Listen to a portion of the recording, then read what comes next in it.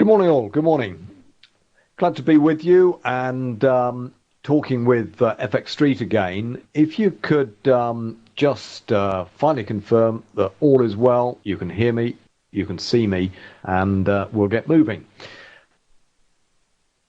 Good to see you, Dejan, Demez, Sonny, Ben, Mark.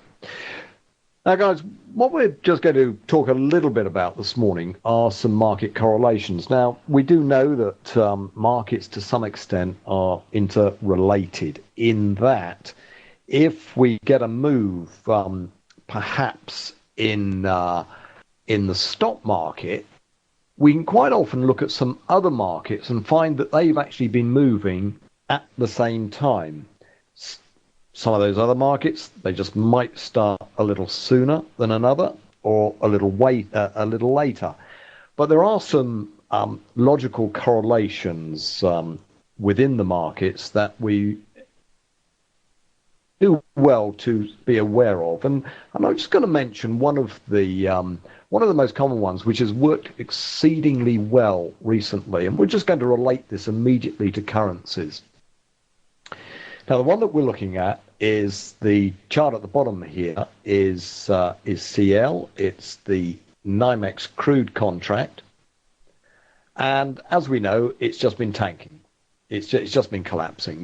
We've had this big move down and an unprecedented, dropping to a third of its value that we had towards, just over a year ago. And, of course, this has unnerved an awful lot of people. But what about the knock-on effects of this collapse in crude? Well, I mean, the real effects that we do know about have been the jobs situation in oil exploration and indeed some of the slightly wackier things, as in fracking, have caused all sorts of problems. And there's been decimation in the fracking industry as a result of low crude. So they're the pretty obvious things. And when we look at what other effects are going to be, there are those who are saying that, oh, yeah, great. The major input commodity cost has tanked. It's dropped down. So we'll get an immediate boost through in GDP. Well, rather unfortunately, that correlation hasn't really happened.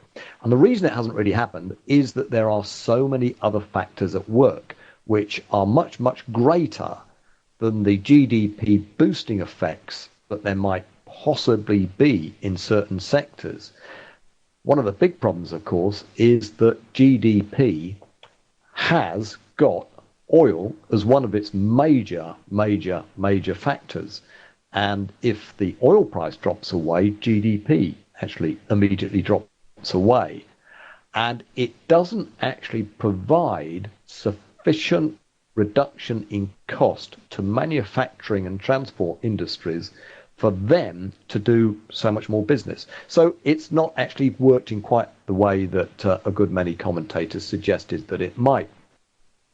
So what other effects have there been with crude? Well, what we've got to do, we've got to look at the oil countries. And the oil countries, those commodity countries, of which the main one is going to be Canada. Now, Canada, as we know, is a large producer of oil. It's also one which is in the forefront of technological developments in producing oil from shale and digging oil out of the ground at ever more lower levels. And also, there's quite a lot of deep sea research and development going on. Now, if the oil price is going to be a third of what it was a year or so ago, then they just cannot make ends meet any longer, particularly with oil that needs $100 plus in order to break even to actually get it out of the ground. So it's going to decimate that industry. Where is that industry based? It's based in Canada. And what we're finding is that the Canadian dollar then has taken a dive because of that crude oil price tumble. So just the straightforward correlations. But what about this chart that I put up here at the top, which is the Canadian dollar against the Japanese yen? Now, why are we looking at that? Well, quite simply, Japan is the opposite in energy terms to Canada. Japan does not have any crude oil. In fact, it's pretty light on natural resources. So what they have to do, they have to import every single barrel of oil that they're going to use. Add to that the little hiccup that they had with the tsunami caused by the earthquake, which caused a big problem in their nuclear generation industry. They had to start importing an awful lot of oil. And consequently, the linkage then between the two currencies is very much related to what is actually going on with the crude oil price. But what I want to just emphasize is that if we just use this, let's use a little pointer here, and we can look at some of the key times.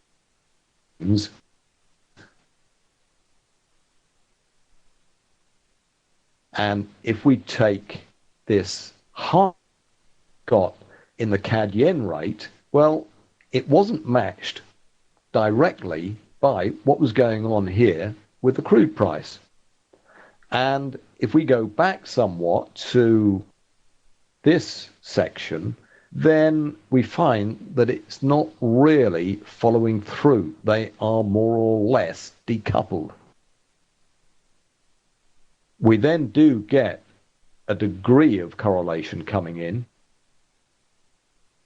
but it's not quite direct enough. It's not quite the sort of the one-to-one relationship that one would like to see when looking at trading these correlations. So let's just take a look at this one. Now this time we've got exactly the same crude oil contract. We've got the CL. Then above that we've got the Canadian dollar. This is just the futures of the Canadian dollar. Now,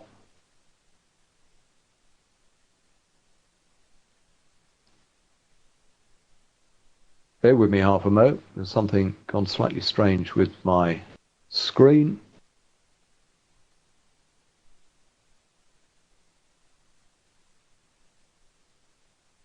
All right, no, it's gone back again. That's fine. That's fine. And so with this linkage that we've got, it's a somewhat more direct linkage because we've now got the Canadian dollar against the US dollar without all of the machinations that have been going on over, well, what is now getting on for the last almost 3 years with the various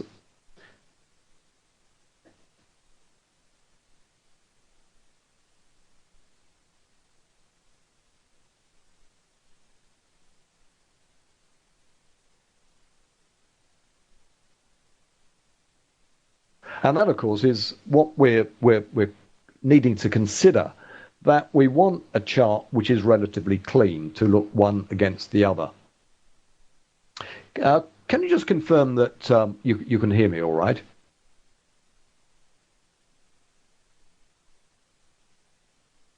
Fine. Okay, that's good. Excellent, excellent. There seemed to be a little glitch a little earlier on. There was a bit of silence. Yeah, okay, sorry about that. I'm not quite sure if it's the internet connection or indeed my sort of microphones here. However, we will plug on. Now, this is a very, very useful correlation because what we can do, we can trade one or the other, or indeed both, So we've seen that this is a pretty darn good correlation. And indeed, if we look at it in statistical terms, it's around about a 0.8 correlation. It's around about an 80% correlation. So it's a very, very good one. And it has stood a reasonable test of time. Now, if I just roll this out to, let's just, roll this out to monthly, then, you know, it's It's not absolutely perfect by any stretch, but let's just roll through from '02. Then we get this correlation moving up very, very nicely indeed. Let's just go to the height of the Canadian dollar and look at that. That was moving on up. Then we get a break of the correlation. Just look at this. We get a break. We've got crude that continues on up and the Canadian dollar that collapses. And there's no surprise when you look at when that was. There we are, right at the end of '07, when things were starting to fall apart in markets in general. And what we actually had was quite a major ruction, which caused the US dollar to increase quite dramatically at the time.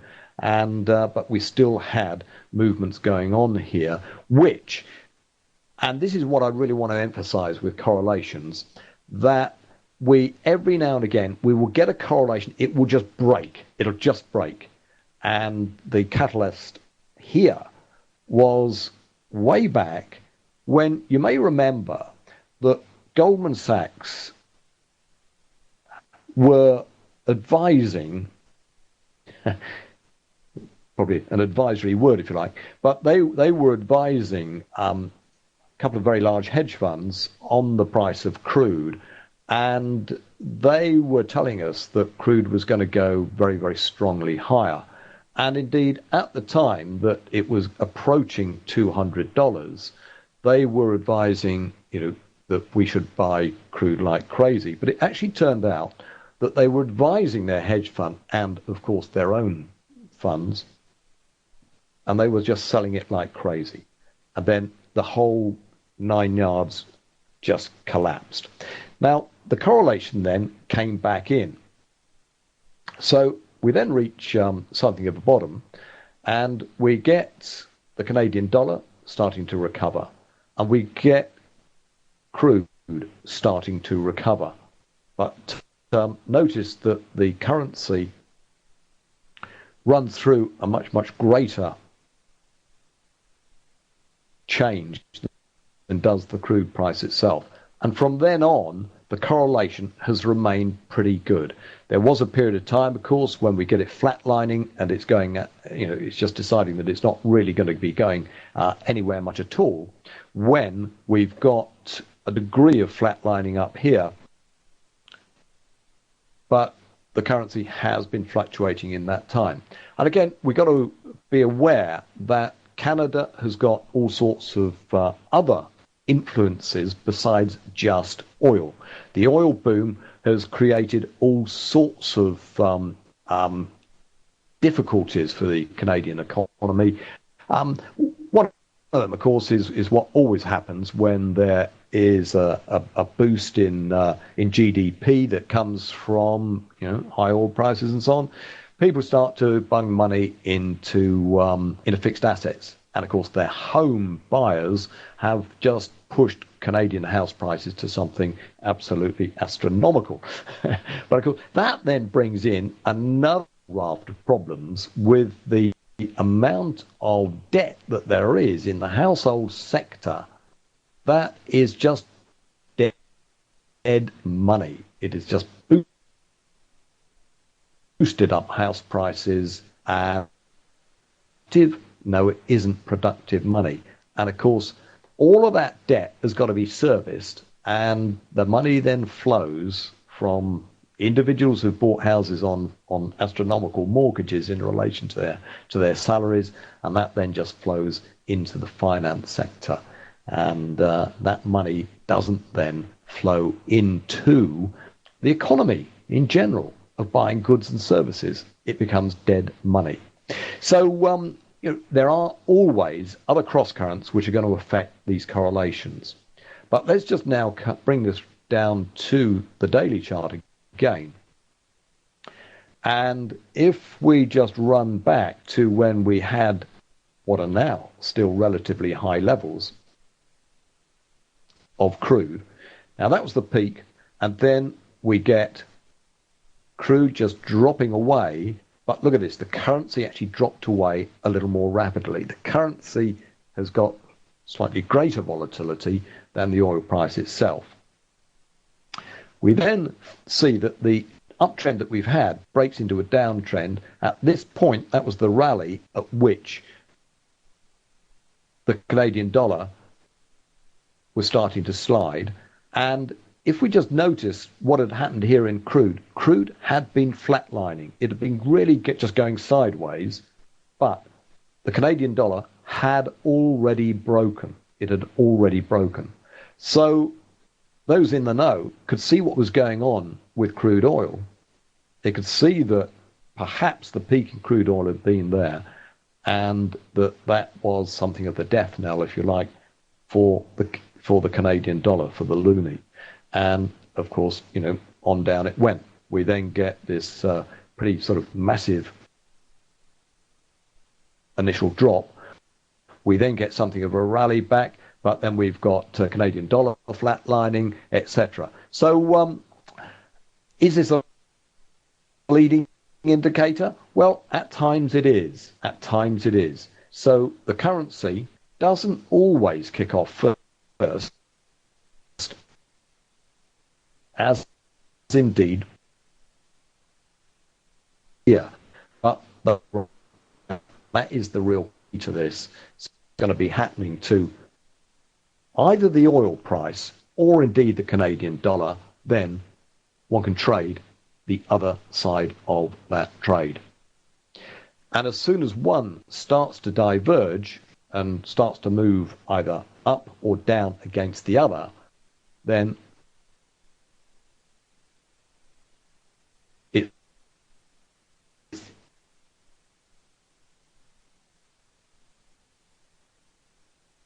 time for caution. Right now, looking as if it wants to put in yet another leg down, or indeed is it going to start to steady up here somewhat? But we've seen then over just the last 3 days a decline. But look at what's been happening with crude. It has not actually, the Canadian dollar, it has not declined in quite the same way that we've seen happen there with the crude oil price. So we've got a bit of a divergence going on. And what that means is that where you've got a close correlation, then the arbitrage people can jump in. And in fact, it can be any of us. It can be you or me. What we can then do is to look at this little bit of divergence and take a view and decide there that what we might want to do, expecting the correlation to come back, that we could then sell the Canadian dollar and buy some crude.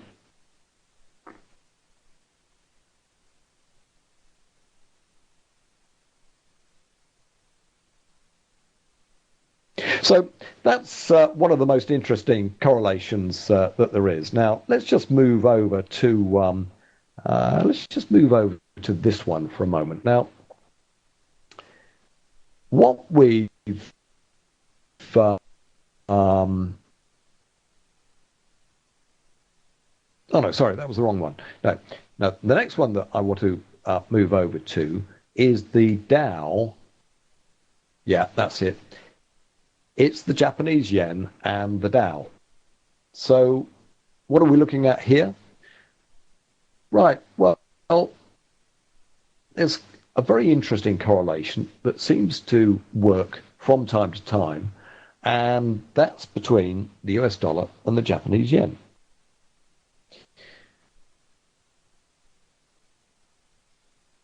Now, while we've got stock markets which seem to want to sort of keep rising forevermore, there we are, up, almost forever.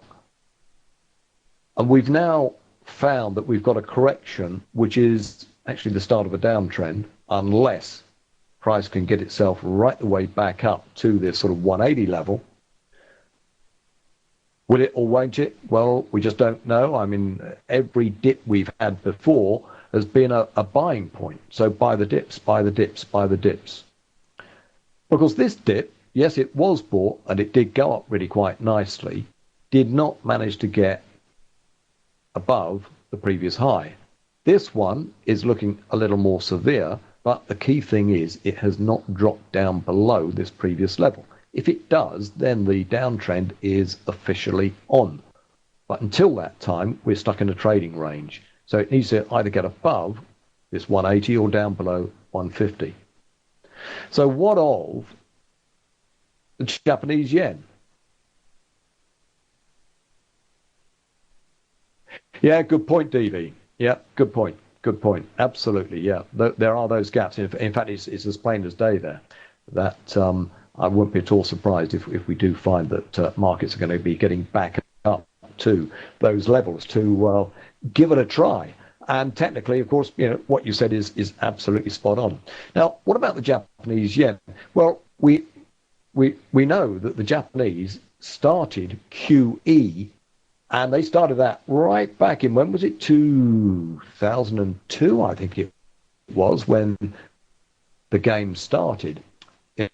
It was a nation of bubbles where their real estate prices.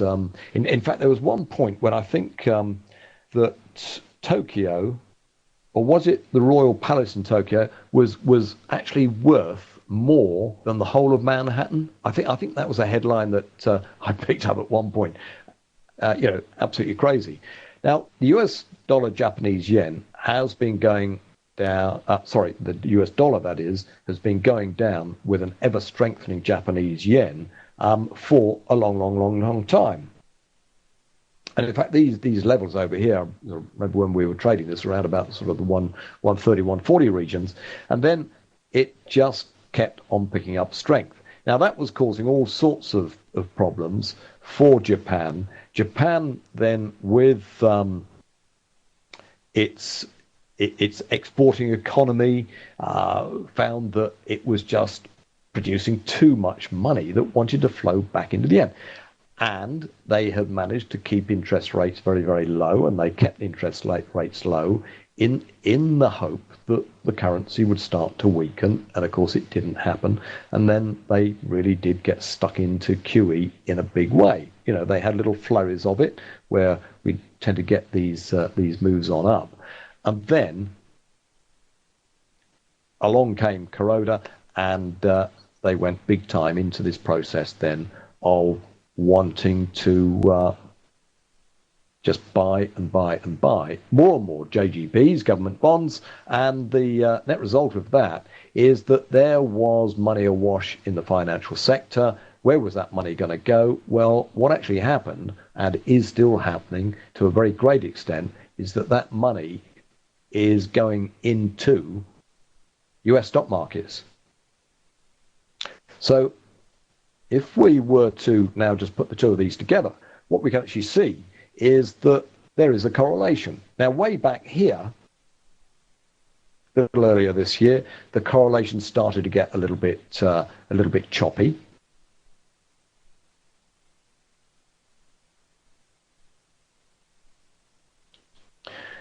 And then we've got this level. We've got this level where we find that the US dollar against the Japanese yen is just going sideways. It's just going sideways. But look at the peak just over here. Okay, it's just after this peak in the stock market. And since then, they have moved more or less together. And yeah, again, I quite agree with that. The Fed stopped free money, yeah, but Japan hasn't. So might as well use absolutely. And of course, what we've got to remember is that central banks work in unison together. The Japanese is beholden to the US, and consequently, they make use of each other's resources. If there needs to be a boost, an attempted boost to GDP in the Western world, then out come the central bankers, telephone calls are made, and away it all goes and things happen. So we get this absolutely amazing correlation. So any stock market investor who is not looking at the US dollar JPY exchange rate is doing him or herself a big, big disservice. So a view needs to be taken on what is actually happening to this currency pair. So any stock market investor is going to be well advised to actually look at what is going on here. Now, if we just roll this out again, let's just roll this out to the weeklies, then we can see the pattern. We can see how since certainly 2012 we've got this move up there in the Dow, and we've had this general move up then in the US dollar against an ever weakening Japanese yen. At some point, the whole thing will break down, but whilst there is this very, very strong linkage between the central banks, it's probably unlikely that we're going to see much of a change to this correlation. So there we are. That's one of the main and most important correlations that there is, and we can just look back on this prior to the crash and see that maybe the correlation wasn't quite so perfect prior to that. So it's just when central banks have really got stuck into wanting to manipulate GDPs that this correlation has become really, really important. So if one central bank doesn't do QE, as you mentioned, EV, then another one will. Right, okay. Now, what we do need to mention is that, of course, there are a good many more. And let me just bring across for a moment, if it will let me. Yeah, there we are. Just wanted to bring across one or two others, because what I want to look at for a moment is the DXY. Now, the DXY is the dollar index. And whichever way the dollar is going, then we're going to find that its opposite number is the euro, and the euro will be doing exactly the opposite to whatever this is doing. So we've had a big run up in the dollar, and then we've got something of a correction, and we've yet to make a new high. It may still happen at the moment. The charts are a little bit ambivalent about it, but that's the way that they're pointing, and that's the way the trend appears to be running. Now, I've mentioned that this is the other side of the euro trade, and so in general, what we tend to find, if we just look at this in relation to the chart that we've just been looking at, and let's just use the S&P for a moment, that the S&P on this daily chart, let's just run this out to the weekly, then we can see this tumble that there has been, but is there any decent linkage between the two? Well, what I'm going to say is that probably less linkage than what we've just been looking at. But what is quite a useful little bit of linkage is to look at the dollar in relation to gold. Now, in general terms, because commodities, gold being one of them, is priced in US dollars, if we've got a weak US dollar, then we're going to get a much higher gold price. And there is quite a degree of linkage between the two. Now, there are other factors at rest. And of course, one of the other factors at rest, which we've yet to really get the full story on, is what is actually happening with inflation and deflation. On the one hand, we've got GDP deflation across the world. But on the other hand, we've got latent inflation, which is the lid is being sort of semi-kept on it. But as soon as inflation takes off, then what we'll find is that the gold price is going to tell us that quite clearly, and we're going to get some major changes to the downtrend that we've seen with gold. So if we find that the dollar does continue to remain strong and does go to a new high, what's going to happen here to gold? It's going to go to a new low. It'll follow suit and it'll go to a new low. So just coming back to the stock market analogy, in general terms, when we've got stock markets going up, we're going to get the Japanese yen weakening. We're going to get the likes of the Swiss franc weakening. But then on the other side of that coin, we are likely to find that the euro then is going to be going up. Things like the New Zealand dollar are going to be going up, and the Australian are going to be going up. So what I want to just take a little glance at now is some of the more useful aspects of playing around with some of these correlations. Now, if we were to take a look at, for instance, the Aussie against the Kiwi, then this is a correlation which is a logical one. They link very, very closely together indeed. Why? Because their trading partners are much the same. They're very close to each other. They rely to a very great extent on the Far East and China.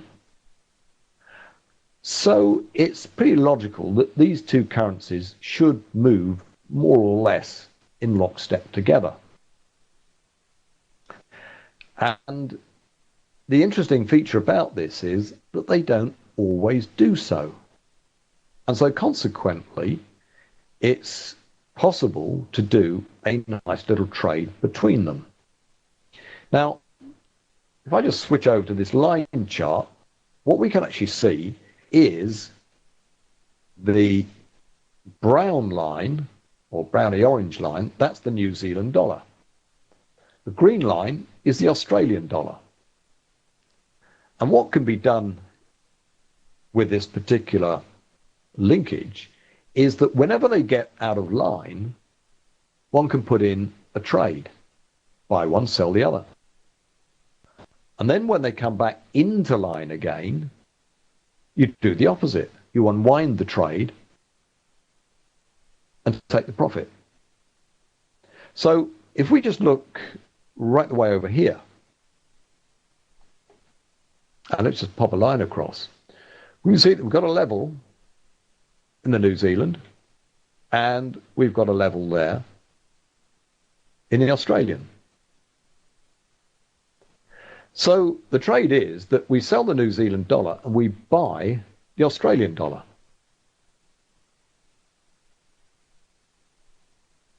And then we, at some point, find that they merge together, and that happened actually quite soon.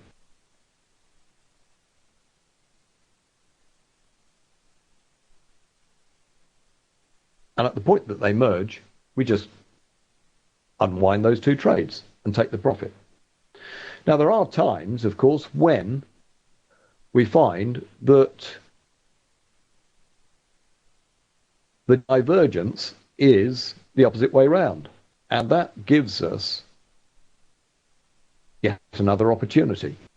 So if we took that first trade and just held it right the way down until we find that the New Zealand dollar in relation to the Australian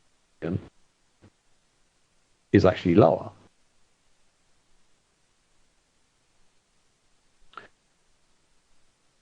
we've actually maximized our profit. And sometimes this trade. Now, what we can do, of course, we can just trade this directly. So let's just put a chart on. And let's see if we can pull up the Australian against the New Zealand dollar. And we can just trade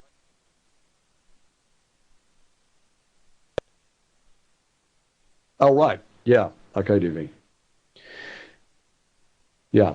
Now, of course, having said that, clearly very, very close trading partners, but we also want to be aware that the New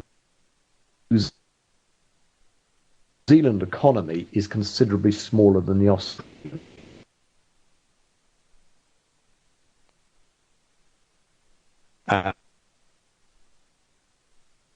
And that can,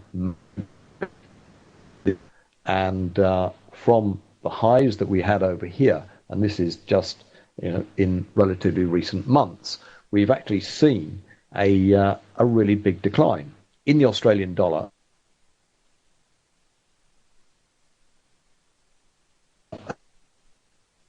against the New Zealand.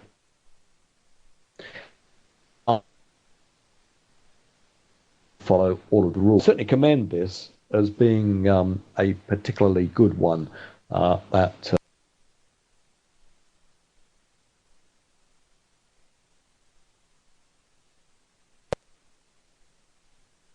So there we are. One of them.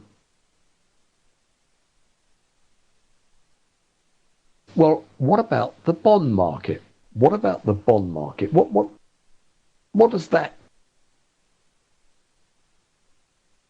correlate with?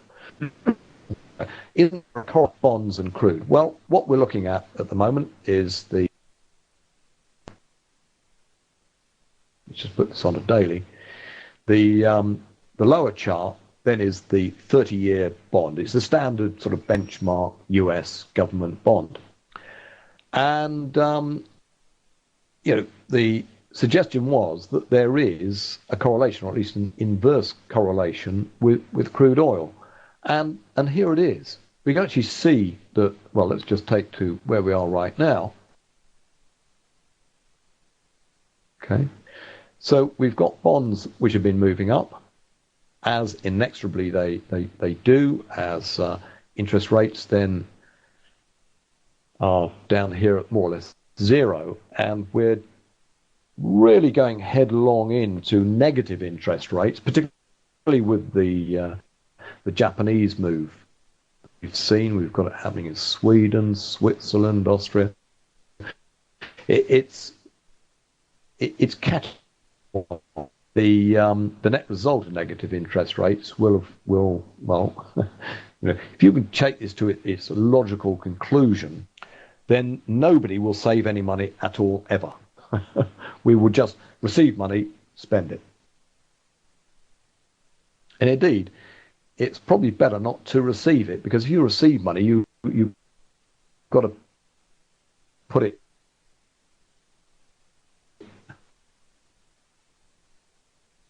you go into a bank, and start to get tax rebates based on the amount of money.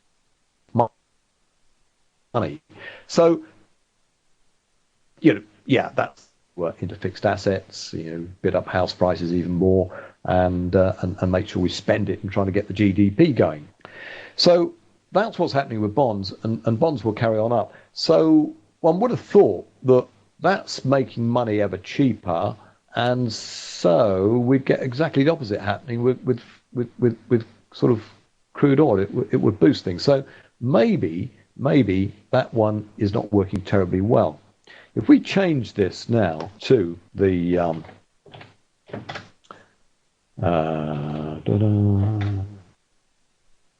to the Dow, then can we see something of a linkage here? Well, are we seeing a linkage? Let's just go and look at one or two key points. Well, what have we got down here? We've got this low in bonds.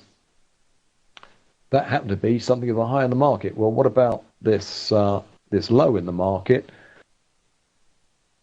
Right. Well, that's a high in the bonds. Now, we've got to bear in mind, of course, that bonds work in the opposite way to interest rates. So as the bonds go higher, interest rates actually go lower. So as we've got interest rates going lower, we've actually got the Dow Jones coming down. So this is somewhat counter to what one might expect. What about this previous rise over here. Well, yeah, look at that. We're actually moving there in the opposite direction again. So this correlation at the moment is showing itself to be something of an inverse correlation. Let's run this back. And